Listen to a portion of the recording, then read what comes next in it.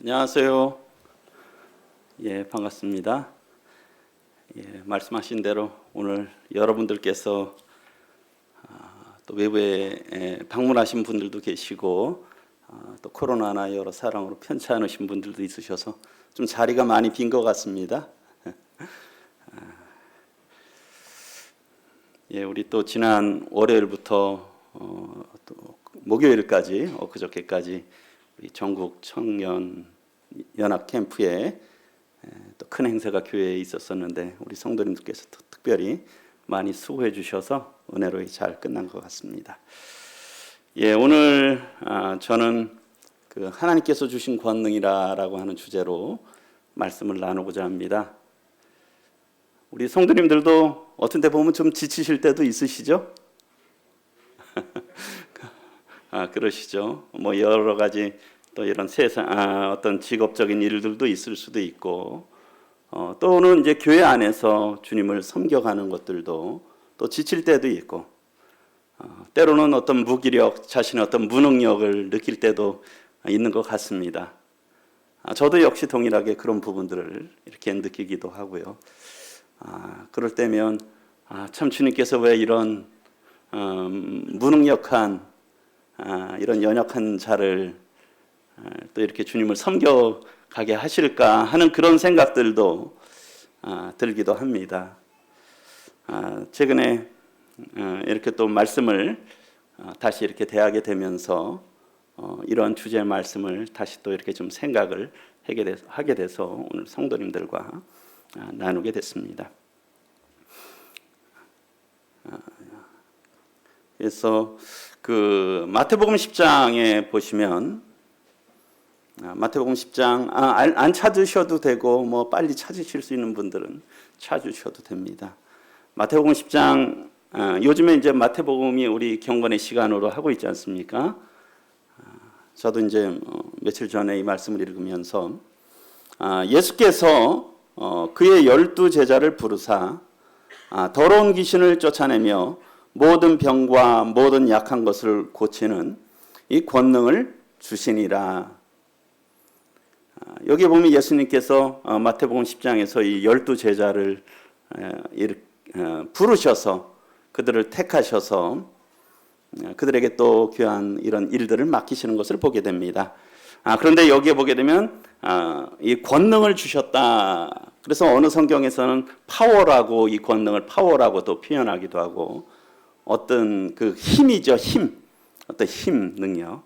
또 어떤 다른 성경에서는 authority라 그래서 어떤 권세, 권위, 뭐 하여튼 그런 부분들로 이 권능을 이렇게 표현한 것을 보게 됩니다. 그런데 예수님은 누구십니까? 예수님은 하나님이시잖아요. 그렇죠? 사람이 아무리 한들 하나님을 따라갈 수 있겠습니까? 그렇죠? 사람이 아무리 한들 하나님을 따라갈 수가 없어요. 근데 예수님께서는 누구를 제자로 삼으셨냐면 천사들을 제자로 삼으신 게 아닙니다. 하나님께서는 또 우리 주님께서는 누구를 제자로 12사도로 삼으셨냐면 이 사람들을 제자로 삼으셨죠. 사람들을 제자로 삼으셨습니다. 그런데 그 12제자 몇 면이 살펴보면 뭐 대단한 그렇게 뛰어나다 세상적으로 뛰어난 분들이 별로 없잖아요. 거의 없잖아요. 그렇죠? 많은 제자들이 어부고 또 이 갈릴리 사람들이고 어떤 사람들은 또 뭐 세리로 별로 그 당시에 존경받는 사람도 아니었어요. 그런데 예수님께서는 참 이 기도하시면서 제자들을 세우셨는데 그런 사람들을 12사람으로 12제자로 삼으셨어요. 이 제자라고 하는 것은 무엇을 말씀하고 있습니까? 제자라고 하는 건 결국 스승을 따라가야 되잖아요. 제자라고 하는 건 스승을 따라가는 사람이에요. 그런데 하나님이신 예수님께서 이 제자들을 삼으셨는데 그것을 사람 중에서도 사람에서 제자를 삼으셨고요. 사람 중에도 어떻게 세상적으로 탁월한 사람이 아니에요. 그런 사람들을 하나님께서 제자로 삼으셨습니다. 그러면 이 제자들이 자기 능력으로 하나님을 쫓아갈 수 있겠습니까? 이 사람들이 하나님이신 예수님을 쫓아갈 수 있겠느냐는 거예요. 스승을. 그렇죠? 우리 뭐 예전에 우사인 볼트인가요? 그 사람이 아주 달리기를 단거리에서 가장 잘했잖아요. 그렇죠? 우리 여기에 그 성도님들 중에 그 사람 쫓아갈 만한 분 있으세요? 못 쫓아가겠죠? 그렇죠? 더군다나 어린아이 보고 쫓아가라 그러면 어떡하겠습니까? 어린아이는 보나마 더 말할 것도 없이 쫓아갈 수가 없잖아요. 하물며 사람들끼리도 어떤 능력이 있으면 그것을 따라간다라고 하는 것, 제자로의 삶을 살아가는 것은 참 쉽지 않은 거예요. 그런데 어떻게 연약한 사람들이 예수님을 따라갈 수 있겠습니까? 하나님이신 예수님을 따라갈 수 있겠어요. 그런데 그 주님께서는 이 12제자, 그래서 누구의 제자냐면 그의 제자들이라고 했어요. 그의 12제자들. 뭐 다른 사람들의 제자가 아니라 예수님의, 하나님의 12사도를, 이 제자를 부르신 거예요. 하나님께서 특별하신 은혜로 부르셨죠. 그러면서 무엇을 그들에게 맡기셨냐면 더러운 귀신을 쫓아내래요. 그 제자들에게 뭐 특별한 사람들도 아닌데 그들에게 더러운 귀신을 쫓아내야 되고요. 모든 병과 모든 약한 것을 고치라는 거예요. 그거 할 수가 없잖아요. 어떻게 귀신을 쫓아내며 모든 병들을 치유할 수 있겠어요? 그런데 어떻습니까? 여기에 참 감사가 되잖아요. 이 권능을 주시니라. 이 세상 종교와 이 기독교에 많은 차이가 있는데요. 세상 종교도 무엇을 선언해라, 뭐 그런 목표점을 다 주는 것 같아요. 추구할 부분은 저기다. 그렇죠? 그렇게 살아라 하는데 어떻습니까? 종교 창시자도 그렇게 못 살고요. 그리고 따라오는 사람들도 그렇게 따라오라고 말은 하는데요. 따라올 힘은 못 줘요. 그렇지 않습니까? 그런데 저희가 믿고 있는 하나님, 이 신앙, 이 기독교에서는 어땠어요? 예수님께서 친히 그 길을 가셨잖아요. 그 길을 가셨을 뿐만 아니라 어떻어요? 그것을 할 수 있는 권능도 주셨다는 거예요. 그것을 할 수 있는 어떤 권세도 주셨고 힘도 주셨다는 거예요. 그렇기 때문에 그 12제자가 할 수 있는 겁니다. 어차피 하나님의 일은 사람이 어느 누구도 아무리 힘이 있어도 능력이 있어도 지혜가 있어도 할 수 없어요.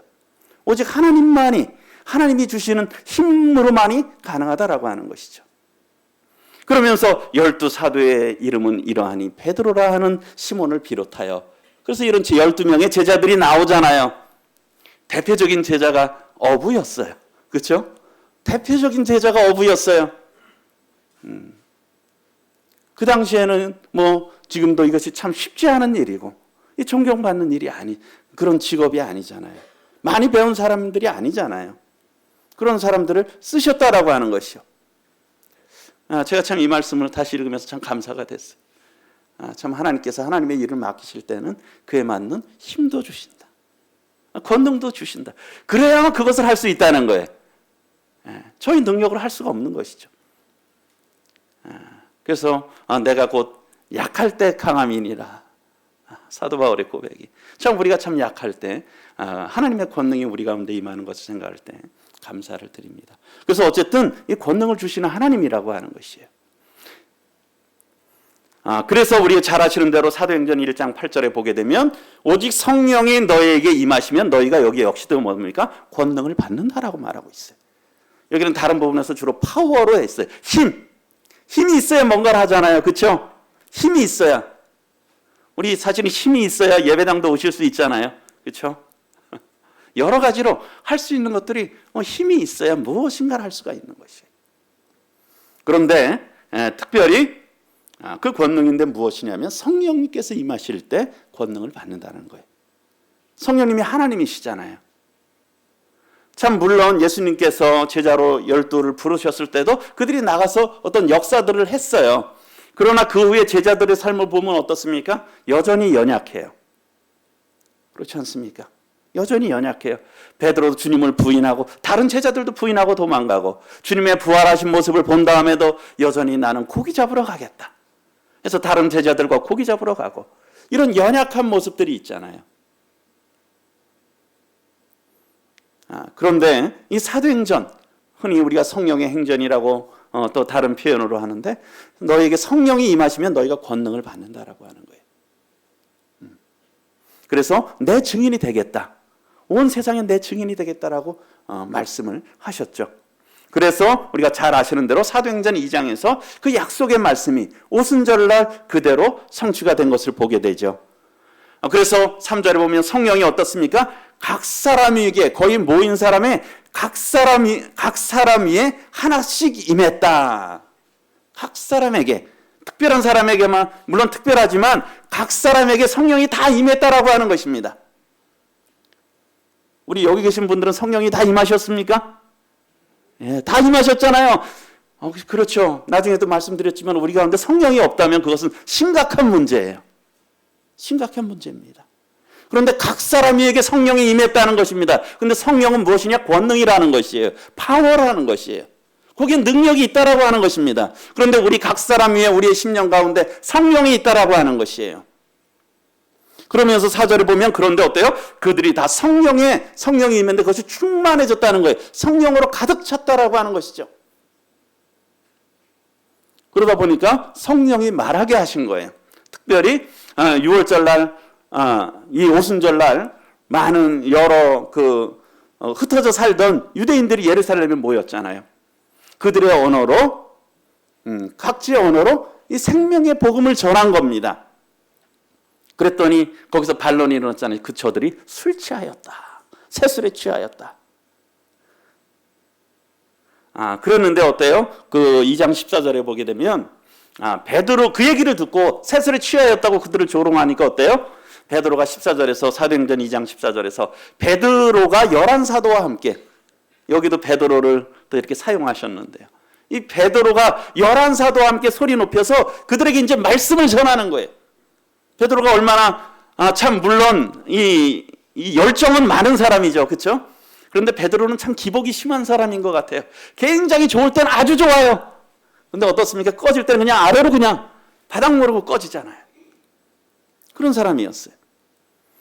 그런데 그에게 성령이 임하자 그는 바뀌었어요. 그러면서 소리를 높여서, 예전에는 참 이런 자신이 목숨을 잃을까 봐 두려워했고 다시 역시 육신의 양식을 위해서 고기 잡으러 가자고 했던 그런 부분들에 참 이런 앞장섰던 사람이었지만, 그가 성령이 임하자 그 권능을 받자 그의 마음의 담대함을 얻었잖아요. 새로운 능력이 그 가운데 임했어요. 그러면서 때가 제 3시기 때문에 너희 생각과 같이 우리가 술 취한 것이 아니라는 거예요. 술 취한 게 아니라는 것이죠. 그러면서 뭡니까? 이 요엘서 말씀을 하고 있어요. 이는 곧 선지자 요엘을 통해서 말씀하신 것이 우리들에게 그대로 역사됐다는 거예요. 그 요엘이 뭡니까?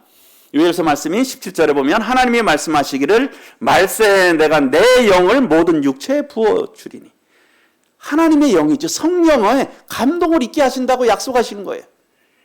그것이 오순절날 특별히 그리고선 교회가 탄생을 하게 됐죠.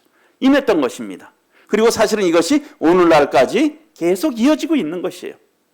그래서 내 영을 부어줄 때 너희 자녀들은 예언할 것이요 너희의 젊은이들은 환상을 보고 너희의 늙은이들은 꿈을 꾸리라.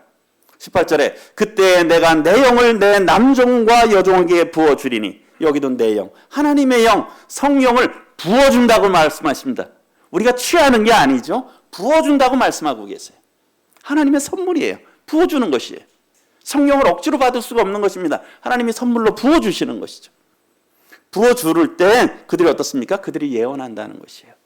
예언은 물론 앞으로 있을 미래 일들을 예언하는 것들도 있지만 이 하나님의 말씀을 전하는 것이죠. 하나님의 말씀을 선포하는 것이죠.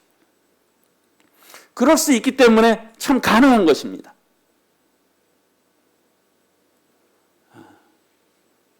저도 또 특별히 이 말씀을 앞두면 마음에 참 답답함이 있어요.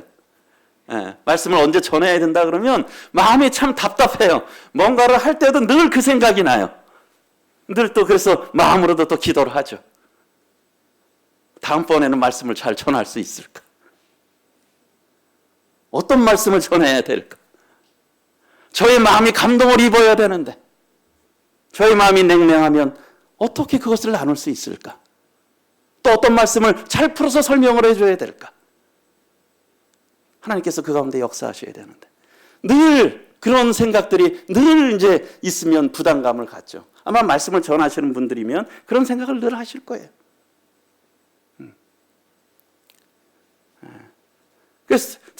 그래서 하나님께서 우리들에게 그런 것들도 할 수 있는 것은 성령께서 저희의 마음을 감동하시고 또 깨닫게 하시고 또 이런 지혜를 주셔야 이것을 할 수 있는 것이죠. 이런 것들이 그 배우지 못한 베드로가 이 많은 대중 앞에서, 더군다나 언어를 알지 못하는 사람들 앞에서 이것을 전했다라고 하는 것이에요. 그것이 뭡니까? 하나님께서 그런 권능을 주셨다는 거예요. 그런 능력을 주셨다는 것이죠. 성령님으로 말미암아서.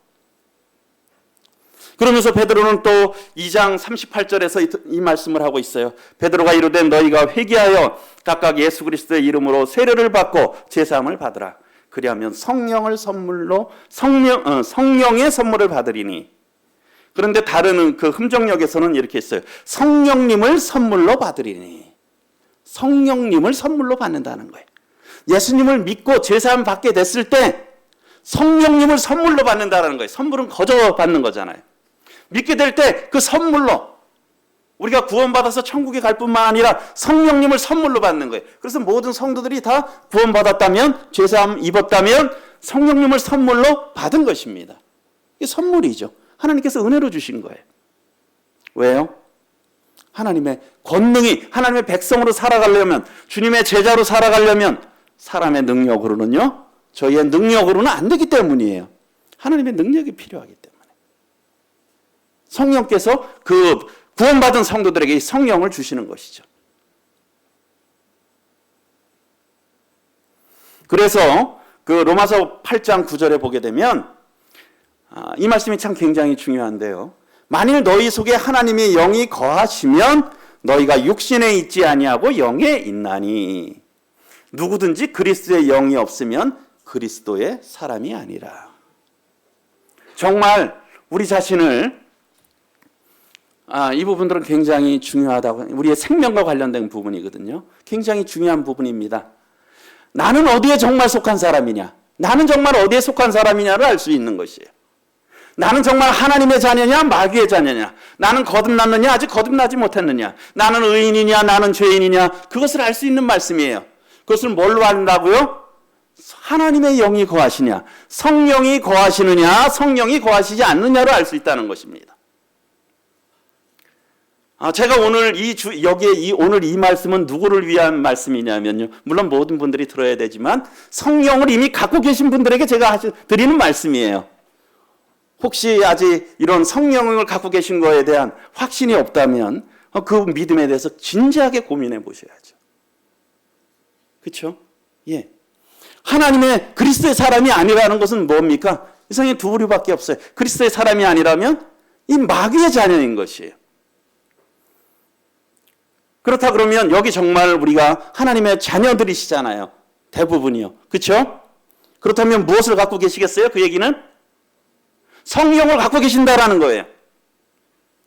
성령을 누구나 다 갖고 있다라고 하는 거예요. 정말 거듭났다면, 그리스도의 사람이라면 성령을 갖고 있다는 것이에요. 성령은 무엇이라 그랬어요? 하나님의 능력이라 그랬습니다. 이 권능이에요. 힘이 있다는 것입니다.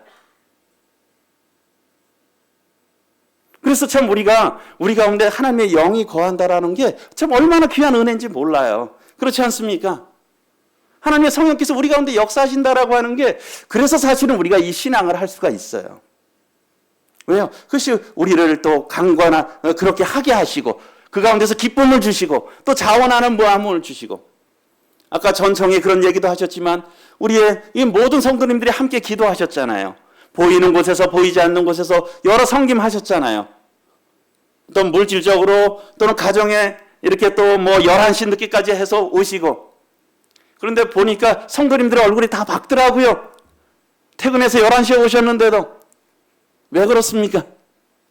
하나님께서 하나님의 일들을 하게 될 때 그 마음 가운데 기쁨으로 할 수 있는 능력을 주신 거예요. 그 가운데서 기쁨을 누리는 거거든요. 봉사하시는 분들이 다 기쁨으로 하시더라는 거예요. 왜요? 성령께서 역사하시니까. 그래서 우리 가운데 정말 하나님의 영이 있으면 우리가 육신에 있지 않고, 그러면 어떻습니까? 너희가 육신에 있지 않고 영에 있다.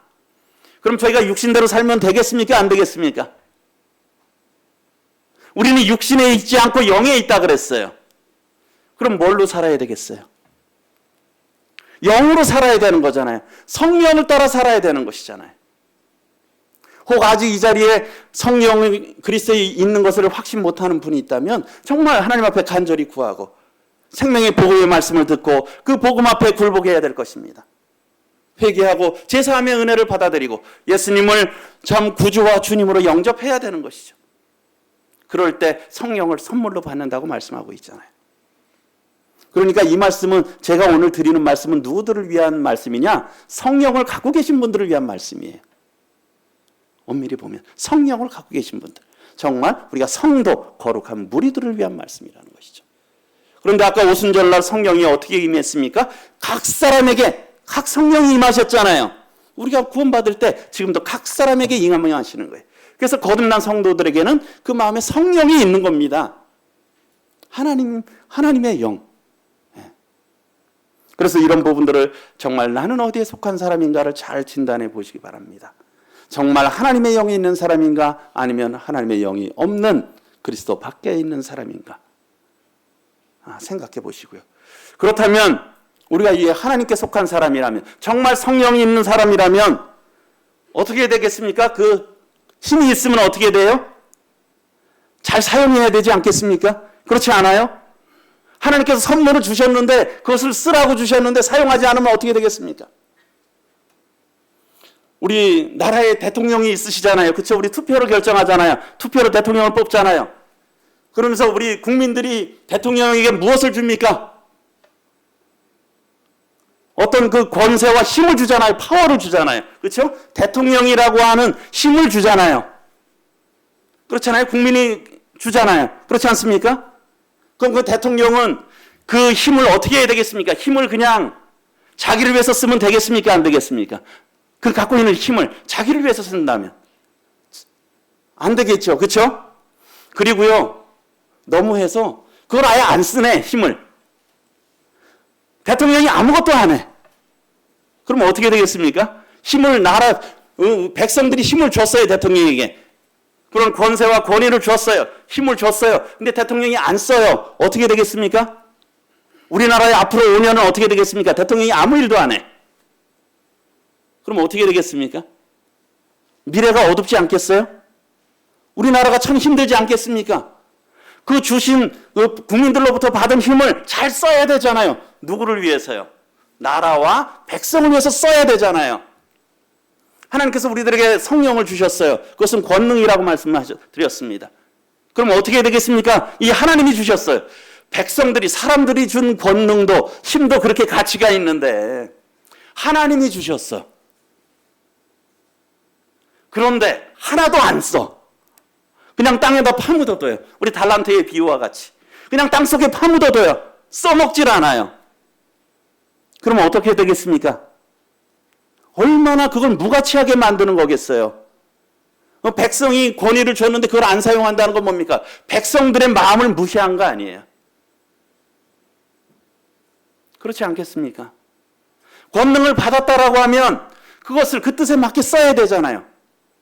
그런데 아까 말씀드렸듯이 그 힘을 만약에 대통령이 자기 자신을 위해서, 주변 사람들만을 위해서 쓴다면 그건 오용이잖아요. 잘못 쓰는 거잖아요. 그 힘을. 그런데 우리가 주님으로부터 받은, 하나님으로부터 받은 이런 능력을 자기 자신을 위해서만 쓴다면, 자기 자신을 위해서 쓴다면 어떻게 되겠습니까? 그건 아니잖아요. 하나님께서 그것을 왜 주셨습니까? 제자 되라고. 그렇죠? 주님이 나를 따라오라고 권능을 주셨잖아요. 주님의 삶이 어떤 삶이셨습니까? 십자가의 삶이셨잖아요. 자기를 부정하고 희생하고 하나님의 영광을 드러내고 사랑을 나타내는 게 주님의 삶 아닙니까? 그렇죠? 주님의 삶이잖아요. 우린 제자잖아요. 성령을 주셨지 않습니까? 그러면 그것을 위해서 누구를 위해서 써야 되겠습니까? 나 자신을 위해서 써야 되겠습니까? 하나님의 영광을 위해서 써야 되겠어요. 하나님의 나라를 위해서 써야 되잖아요. 하나님의 백성을 위해서 써야 되지 않습니까? 이 성령을 주신 목적이, 또 이 은사의 활용이 무엇입니까? 성도들을 세우고 교회를 세우고 생명의 복음을 전하고, 그래서 주님의 몸된 교회를 세우기 위해서 주신 거잖아요. 이게 하나님의 나라잖아요. 하나님의 나라를 위해서 저희들에게 그런 권능을 주셨다라는 것입니다. 그래서 우리가 주신 권능을 잘 사용해야 돼요. 사용하지 않는다는 건 뭡니까? 그건 직무유기예요. 직무유기. 그렇지 않습니까? 어떤 위치를 주고 힘을 줬는데 안 해. 그럼 그건 뭐라 그래요? 우리가 직무유기라 그러잖아요. 네. 그래서 우리가 이 주신 성령을 잘 사용해야 될 책임이 우리 가운데 있다는 것입니다. 그래서 제가 두 번째로는 우리가 주신 권능을 잘 사용하자는 거예요. 갈라디아서 5장 16절부터 26절 우리 성도님들께서 익히 잘 아시는 말씀인데요. 우리 같이 한번 보겠습니다.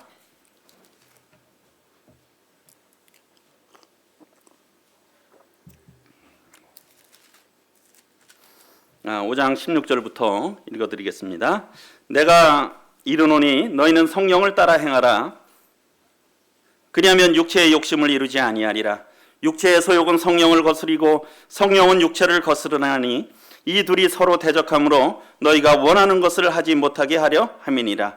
너희가 만일 성령의 인도하시는 바가 되면 율법 아래에 있지 아니하리라.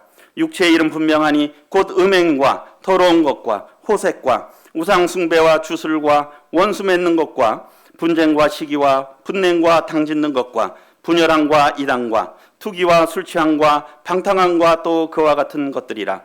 전에 너희에게 경계한 것 같이 경계하노니 이런 일을 하는 자들은 하나님의 나라를 유업으로 받지 못할 것이요 오직 성령의 열매는 사랑과 희락과 화평과 오래 참음과 자비와 양성과 충성과 온유와 절제니 이 같은 것을 금지할 법이 없느니라. 그리스도 예수의 사람들은 육체와 함께 그 정욕과 탐심을 십자가에 못 박았느니라. 만일 우리가 성령으로 살면 또한 성령으로 행할지니 헛된 영광을 구하여 서로 노엽게 하거나 서로 투기하지 말지니라. 제가 이 주신 권능을 잘 사용하자고 말씀드렸어요.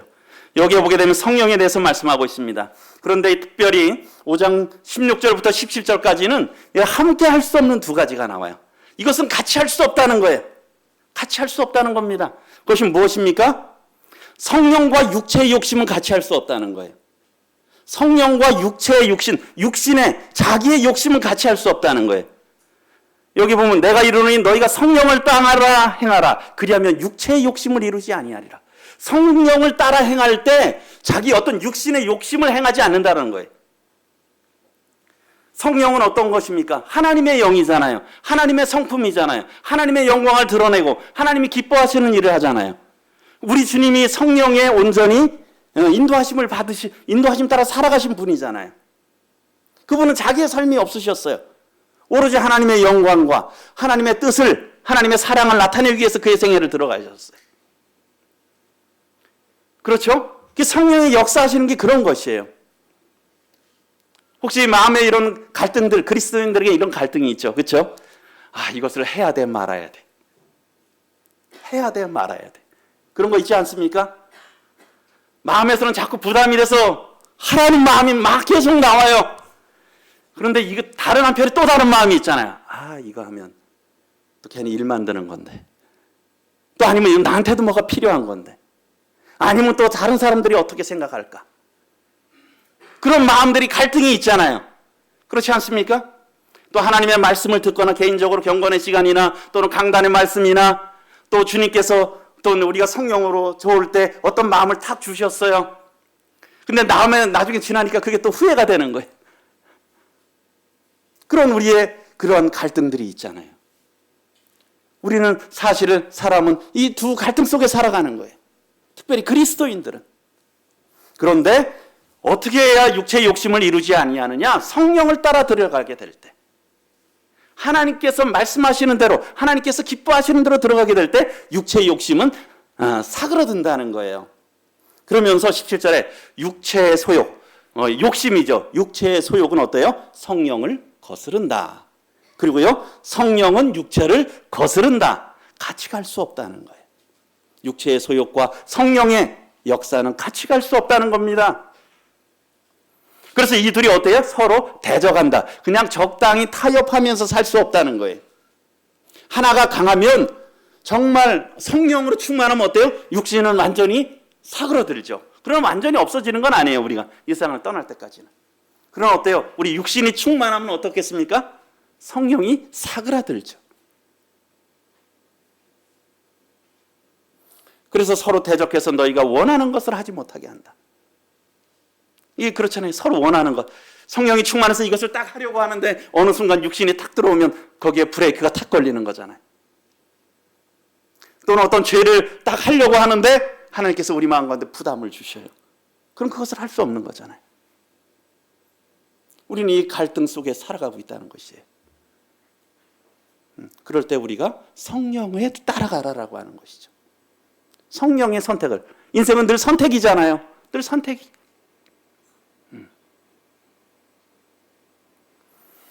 그러면서 19절 이제 그 다음의 부분은 육체의 일과 성령의 열매에 대해서 나오고 있습니다.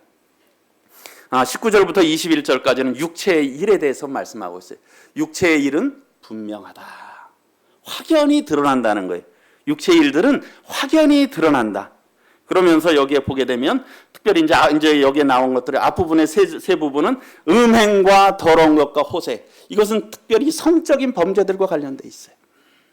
음행과 더러운 것과 호색. 이런 성적인 범죄들은 아주 확연히 드러난 육체의 일들, 육신의 일들이라는 거예요. 이것이 우리가 육신적이냐 육신적이지 않으냐, 육체의 일이냐 성령의 일이냐 하는 것들, 이런 것들 보면 확연히 드러난다는 거예요. 성적인 범죄들. 그 다음에 나오는 두 개는 뭐냐면 종교적인 범죄들이에요. 우상 숭배. 어떤 우상, 하나님 대신 헛다른 우상을 섬길 뿐만 아니라 그 우상 숭배의 일환으로 어떤 우리가 이거 매춘을 한다라든가 그런 성행위 하는 것들, 그런 범죄들까지 모두 포함되는 것이죠. 그 다음에 이제 주술. 이 악령을 숭배할 때 막 흥분돼야 되잖아요. 그랬을 때 어떤 거 황홀할 수 있는 약을 투약하는 그런 행위래요. 우리 마치 환각제 같은 것들이 있잖아요. 예? 마약 성분 같은 것들. 그런 것들을 하는 행위, 투약하는 행위를 주술이라고 말씀하고 있습니다. 이 종교적인 범죄들과 관련된 것이죠. 그리고 나머지 부분들은 이런 사회의 악들이에요. 어떤 원수를 맺는다라든가 분쟁, 시기, 분냄, 당을 지음, 분열, 이단, 투기, 술 취함, 방탕. 이것이 육신의 일에 아주 현저한 것들이라는 것이에요. 그리고 여기에 보면 우리 21절의 하반부에 보면 또 그와 같은 것들이라, 이런 것들 등등등이다 라고 하는 거죠. 이게 그러니까 대표적인 것들이지만 모든 게 아니고 이런 것들이 다 악한 것들이라는 거예요. 이런 육신의 열매고요. 육체의 일이라는 것이에요. 그러면서 이런 일을 하는 자들은 하나님의 나라를 유업으로 받지 못할 것이요. 21절의 하반부에 있는 말씀인데, 이 말씀은 어떤 구원받은 성도가 이런 일을 하게 되면 구원을 잃어버린다라는 의미가 아니라, 이런 가운데 만약에 계속 빠져 있다면, 빠져 있는 사람은 그 사람은 참신자가 아니라는 얘기죠. 계속 빠져 있다면 참신자가 아님을 나타내는 것이라는 거예요. 근데 성도라고 하면서, 믿는다고 하면서 계속 이런 어떤 죄와 방탕에 빠져 있다면, 거기서 헤어나지 못한다면 물론 연약함일 수도 있지만 이런 경우는 그가 참으로 그리스도인이 아니라는 겁니다. 그렇지만 또 하나, 우리 성도들도 이러한 부분에 미혹될 수가 있다는 거예요. 빠질 수가 있다는 거예요. 육체의 일에 빠질 수가 있다는 거예요. 우리들에게 또한 그런 부분들을 경계하고 있는 것이죠. 그 다음에 22절부터 23절까지는 성령의 열매라고 말씀하고 있어요. 특별히 열매는 단수를 사용했습니다. 열매들이라고 하지 않고 열매라고 하는 거예요. 하나가 달리면 그냥 그대로 다 달린다는 거예요. 같이, 개별적으로가 아니라 같이 온다라고 하는 것이에요. 이 성령의 9가지 열매에 대해서 말씀하고 있는데요. 특별히 이제 앞부분에 있는 사랑과 희락과 화평은 우리의 마음과 관련이 되어 있어요. 사람들의 마음, 특별히 성도들의 마음, 하나님으로부터 받은 마음을 말씀하고 있어요. 이 사랑, 하나님의 아가페적인 사랑, 하나님의 마음이잖아요. 하나님의 속성이잖아요. 아들을 주시기까지 어떤 자기 희생적인 사랑, 우리가 고린도전서 13장이나 요한복음 3장에 잘 나타나 있잖아요. 이 사랑, 이것이 이 성도들에게 참 우리 가운데 정도의 차이는 있지만 있잖아요. 그리고 우리가 기독교 역사를 보더라도 얼마나 이러한 아가페적인 사랑을 가진 성도들이 참 많았잖아요. 그렇죠? 지금도 있고 그 마음에 이런 사랑이 있다는 거예요. 그리고 어떻습니까? 사랑, 희락이라고 하는 것은 하나님 한 분으로, 그분으로 만족하고 하나님이 하시는 일에 만족한다는 거예요. 그러니까 지금 상황이 좋지 않더라도 하나님이 하시는 일에 모든 선하시기 때문에 거기에 만족한다는 거죠. 그래서 그 가운데서 희락이 있는 거예요. 기쁨이 있는 겁니다. 그 다음에 화평은 하나님과의 화평. 또 다른 그리스도인들과의 어떤 화목된 관계, 화평을 누리고요. 우리가 가정에서도 우리 부부끼리 사이가 화평하지 않으면 마음이 편안합니까? 불안합니까? 뭔가 답답함이 있으시죠? 그렇죠? 우리 성도들 간에도 누구하고 불편한 성도가 있으면 마음에 불편함이 있어요. 그러고 하물며 하나님과 나 사이의 관계가 어떻겠습니까? 하나님과 우리 사이에 화목해야 되잖아요. 화평해야 되죠. 그렇죠? 근데 내가 하나님과 화평하지 못해. 마음이 평안하겠습니까? 평안하지 않겠습니까? 평안하지가 않은 거예요. 그래서 우리가 하나님과 화목하고 하나님과 화평을 누리고 또 가까이 있는 사람들과 성도들과 가족들과 화목하게 될 때 평안하잖아요. 가정이. 우리의 삶이 행복한 거예요. 환경에 상관없이. 그래서 우리가 이런 것을, 이게 성령의 열매라고 하는 거예요. 가장 행복하지 않습니까? 이것을 갖는다면 정말 사랑이 넘치고요, 희락이 넘치고 화평해요. 육선이 집에 가득하고도 다투는 것보다 그냥 여간 채소만 먹으면서 화목한 게 좋다고 잠언에 말씀하고 있잖아요. 그렇죠? 아무리 뭐 고기를 먹고 생선을 먹고 많은 걸 먹으면 뭐예요? 싸우고 다투는데. 그러나 채소를 먹으며 빵 한 조각을 놓고도 참 사랑을 나누고 하는 게 그게 행복한 거 아니에요. 이런 것을 우리들에게 하나님께서 권능으로 주셨다는 것이에요. 우리 나이가 드시고 하면 이렇게 있잖아요. 건강도 안 좋고 하면 이런 부분들만, 우리 건강적인 거, 육신적인 것만 자꾸 생각하면 어떻게 납니까? 점점 짜증만 나는 거예요. 몸은 왜 이렇게 아픈지. 평안과 기쁨이 사라지는 거예요. 그런데 우리가 여기서 평생 살 거 아니잖아요. 영원한 소망을 주셨고 장차 하늘나라로 소망하고 살고 하나님께서 놀라운 소망을 우리에게 주셨고 또 평강을 주시고 이런 부분들을 우리가 깊이 자꾸 묵상하게 될 때 우리 마음에 은혜가 넘치죠. 우리 모친님들도 늘 아름다운 교제로 하시리라고 생각됩니다. 우리 모친님들이 모이셨을 때 늘 하나님께 감사하고 기뻐하고 찬양하고 그런 거로 이렇게 교제를 하면 그 분위기가 굉장히 좋아지잖아요. 그런데 여기가 아프고 저기가 아프고 이게 안 좋고 저게 안 좋고 어느 아들이 마음에 안 들고 어느 딸이 며느리가 마음에 안 들고 그런 걸로 대화가 되면 어떻게 되겠습니까? 그 모임은. 우리 성도들의 모임이 그러면 어떻게 되겠습니까? 교회에 이것이 안 좋고 저것이 안 좋고 어떤 성도가 안 좋고 어떤 성도가 또 안 좋고 이게 마음에 안 들고. 이것은 사랑과 희락과 화평이 아니잖아요. 성령께서 하시는 것이 아니죠. 우리가 감사하는 말, 찬양하는 말, 그런 것들로 가득 채우게 되는 것이죠. 그래서 이것이 우리 마음에 가득할 때 어떻습니까? 여기에 본 오래 참음, 자비, 양선은 이거 다른 사람들에 대한 태도예요. 내 마음에 기쁨이 넘쳐야 오래 참을 수 있지 않아요? 그렇죠? 여기 대부분 부부 생활 하시는 분들 많은데 내 마음이 지금 화가 넘쳐요. 오래 참을 수 있습니까? 남편한테? 대단한 인격들을 갖고 계시네요. 자매님들. 우리 그럼 형제님들은 참으실 수 있습니까? 내 마음에 화가 넘쳐요. 지금 화가 충만해. 불만이 충만해. 그럼 오래 참을 수가 없잖아요. 근데 우리 마음에 평강이 있고 기쁨이 있고 감사가 있을 때 참 이런 우리가 서로 잘못을 해도 그것을 기꺼이 받아들일 수 있는 것이죠. 그래서 오래 참게 되고요. 자비와 양선, 친절하게 되고 또 선을 베풀게 되는 거잖아요. 이것이 다 엮여져 있다는 거예요. 그리고 그러면서 또 우리의 신앙의 그리스도인의 삶의 태도에서 하나님께서 하나님 앞에 우리의 맡은 일에 충성하고 이런 것들이 없이 우리가 일들만 많이 하면 어떻게 되겠습니까? 뭔가 안 좋으면 아유 나 안 할래. 막 그럴 수도 있잖아요. 내 뜻과 안 맞으면. 그럼 우리가 하나님 앞에서 살아가고 우리 마음에 은혜와 기쁨이 충만할 때 우리가 모든 일에 충성할 수 있는 거잖아요. 그리고 온유하고 이 낮은 자세를 취할 수 있고 또 여러 것들을 절제할 수 있는 것이라고 하는 것이. 이것이 하나님께서 우리들에게 주신 축복이라는 것이에요. 권능이라는 것이죠. 성령님으로 말미암는다라고 하는 것입니다. 그래서 마지막 부분에 우리가 성령으로 행하라라고 말씀하고 있는 겁니다. 24절에 그리스도 예수의 사람들은 육체와 함께 그 정욕과 탐심을 십자가에 못 박았느니라. 그리스도 예수의 사람들. 여기 다 그리스도 예수의 사람들 아니십니까? 별로 없으시세요?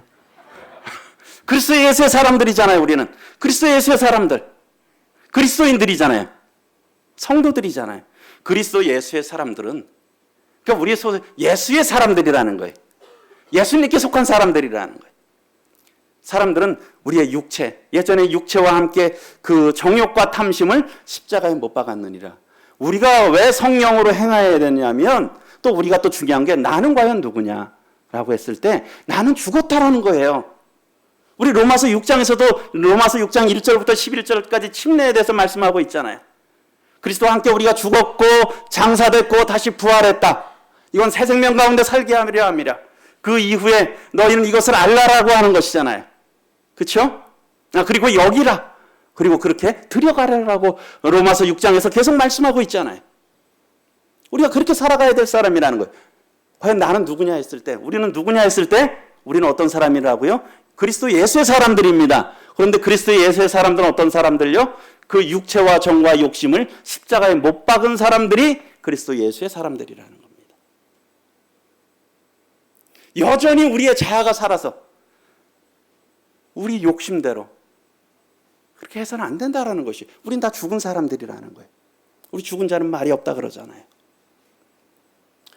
그러면서 사도 바울은 이 앞부분에서 자신에 대해서 자신의 간증을 말하고 있어요. 갈라디아서 2장 10절에 내가 그리스도와 함께 십자가에 못 박혔나니 그런즉 이제는 내가 사는 것이 아니요 오직 내 안에 그리스도께서 사시는 것이라. 내가 십자가에 이제 죽었다는 거예요. 저는 죽었다는 거예요. 이제 나를 위해서 살지 않는다는 것이죠. 오직 예수님이 내 안에 사신다. 그게 성령을 따라 산다는 거예요. 하나님의 영이, 주님의 영이잖아요. 성령을 따라 산다는 것이에요. 그래서 우리가 왜 성령으로 행해야 되느냐? 우리는 다 죽었다는 겁니다. 나는 다 죽었다는 거예요. 우리가 그것을 늘 아는 게 중요합니다. 늘 인식해야 돼요. 어떤 것들이 나한테 지금 뭔가가 올라올 때, 그래 나는 죽었지. 내가 조금 무시당할 때, 그래 나는 죽었지. 예수님께서 대신 모욕을 당하셨지. 그것을 우리가 기억하는 것이 참 중요합니다. 그 다음에 25절에 만일 우리가 성령으로 살면 또한 성령으로 행할지니. 다른 성경에서요, 표준 세번역에서는 이렇게 말씀하고 있습니다. 우리가 성령으로 삶을 얻었으니, 우리가 성령으로 삶을 얻었으니 라고 말씀하고 있어요. 우리 거듭날 때 사실은 저희 뭐 믿음이 좋아서 열심히 좋아서 우리가 믿어진 거 아니잖아요. 그렇죠? 참 죄에 대해서도 깨닫기가 정말 어려웠어요. 성령께서 우리의 죄됨을 깨닫게 하고, 그 예수 그리스도의 은혜를 믿음으로 믿게 하시고, 그 성령께서 역사하셨잖아요. 그러면서 그때 성령이 우리 가운데 들어오셨잖아요. 사실은 성령의 역사예요. 그래서 우리가 성령으로 삶을 얻었다는 거예요. 우리 성령으로 새 삶을 얻은 겁니다. 그럼 어떻게 해야 된다고요? 우리는 성령이 인도해 주심을 따라 살아갑시다. 성령이 인도해 주신. 제가 본래 이 찬양을, 이 말씀을 준비하지, 요거는 나중에 준비한 건데요. 오늘 아침에 교사들하고 말씀을 나눴는데 찬양을 인도하는 형제님이 제가 주제도 얘기 안 했는데 이 찬양을 선정을 하더라고요. 이 말씀 하시면 아시는지 모르겠어요. 앞에 보이십니까? 가사가? 네. 그럼 우리 찬양 한 곡 드려보실까요? 네.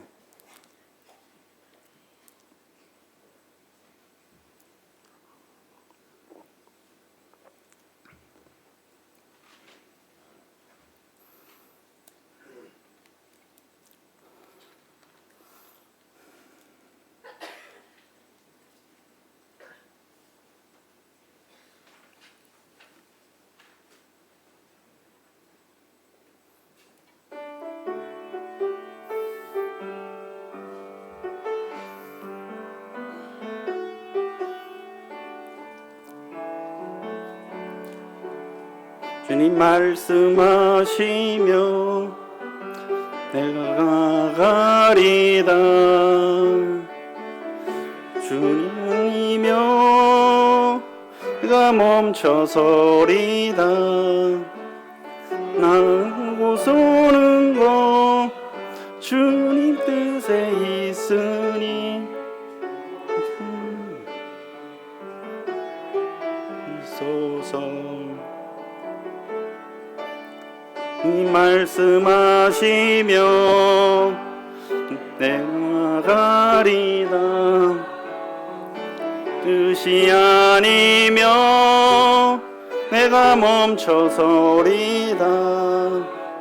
나의 가고 서는 곳 주님 뜻에 있으니 오 주님 나를 이끄소서.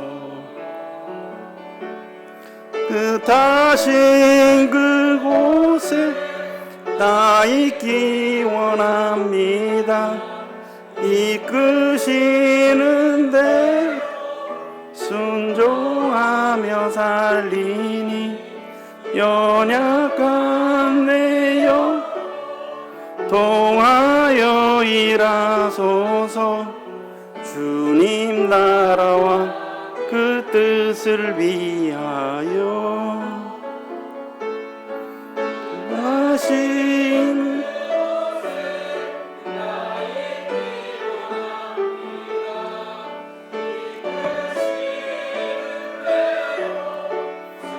정하게 한매여 동하여 일하소서. 주님 나라와 그 뜻을 위하여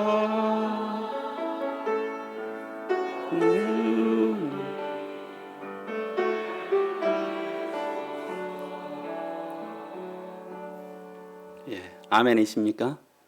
예. 주님 말씀하시면 내가 달려가려고 해도 그냥 멈춰서고, 내가 가고 싶지 않더라도 주님이 원하시면 달려가고, 그것이 성령의 인도하심 따라 살아가는 것이라는 것입니다. 그냥 내 생각대로 그냥 쭉 달려가는 것이 아니라. 그래서 우리가 늘 항상 내가 생각하는 것이 정말 주님이 기뻐하시는 생각이 맞나? 내가 말하는 것이 그러한 주님이 기뻐하시는 것이 맞는가?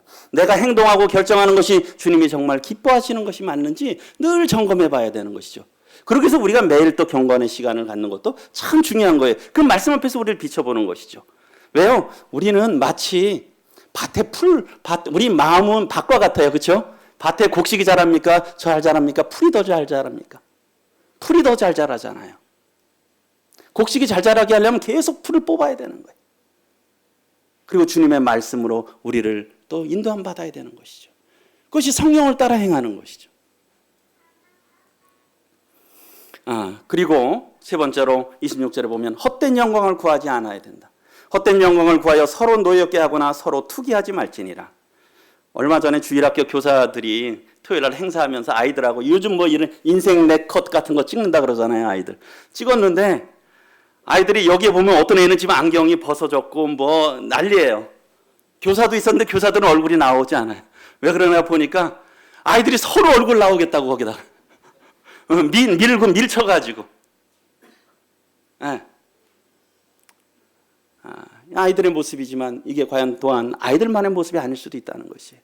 우리가 어떤 것들 할 때 우리의 영광을 구하는 것들이 어떤 일이 있을 때 내가 드러나기를 원하고 내가 인정받기를 원하고 그럴 때 어떻게 해야 돼요? 헛된 영광을 구하면 어때요? 서로 노엽잖아요. 밀쳐주면 어때요?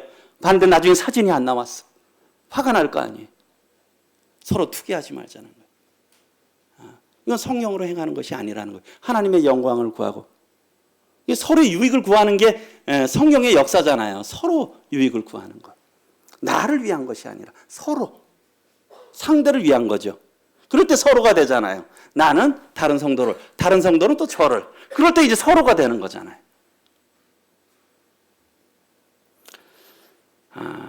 인디언 그 격언에 이런 격언이 있대요. 인디언 추장이 손자에게 얘기를 했습니다. 자신의 내면에 아주 늘 싸움이 있대요. 그러면서 그 추장이 너한테도 아마 이런 싸움이 있을 거다라고 했어요. 그러면서 얘야 이 싸움은 우리 모두의 마음속에도 있다. 그런데 그게 뭐냐면 우리 사람의 마음에는 특별히 이제 이건 그리스도인들의 마음일 것 같아요. 이 악한 늑대와 또 좋은 늑대가 있다는 것이죠. 악한 늑대라고 하는 것도 또 여기에 보면 화, 질투, 슬픔, 후회, 분노 뭐 이런 것들. 또 좋은 늑대는 기쁨, 평안, 사랑, 소망, 인내심 이런 것들이 있다라고 하는 거예요. 이것들이 서로 싸운다는 거예요. 늑대끼리. 늑대가 마음에 두 마리가 싸우는 거예요. 그래서 이 손주가 궁금했죠. 할아버지, 그럼 누가 이깁니까? 싸우는데. 누가 이길 것 같습니까? 착한 늑대가 이길까요? 악한 늑대가 이길까요? 예? 착한 늑대. 예, 그렇죠. 여기에 보게 되면 이제 물었어요. 어떤 늑대가 이기나요? 했어요. 그랬더니 추장은 간단하게 대답했습니다. 그야 내가 먹이를 많이 주는 늑대가 이긴다. 먹이를 많이 주는 늑대가 이긴다는 거예요. 예? 이 두 가지 the one you feed. 너가 먹이 많이 주는 그 늑대가 이긴다는 거예요. 성도님들 올 한 해 우리가 어떻게 살아가야 돼요? 어떤 늑대, 뭐 늑대가 다 좋은 이미지는 아니지만 우리가 성령과 육신 두 가지가 있잖아요. 과연 나는 어디에다 먹이를 많이 주고 있느냐는 것이, 어떤 것들을 개발하느냐는 것이, 이것이 저희들에게도 시사하는 바가 있다고 생각됩니다. 그래서 갈라디아서 그 다음에 보면 6장 7절 10절에 보면 스스로 속이지 마. 6장 7, 8절에 보면 스스로 속이지 말라. 하나님은 업신여김 받지 아니하시나니 사람이 무엇으로 심든지 그대로 거두리라. 뭡니까? 콩 심은 데 콩 나고 팥 심은 데 팥 난다. 그러니까 우리가 자기 육체를 위해서 열심히 심으면 어떻습니까? 육체는 어때요? 다 세월이 지나면 썩잖아요. 그렇죠? 육체로부터 썩어질 것을 거둔다는 겁니다. 그래서 많이 하면 걷어요, 거기서. 그런데 그것은 특징은 뭡니까? 썩어진다는 거예요. 그런데 성령을 위하여 심는 자는, 성령은 하나님이시잖아요. 영원하신 것이잖아요.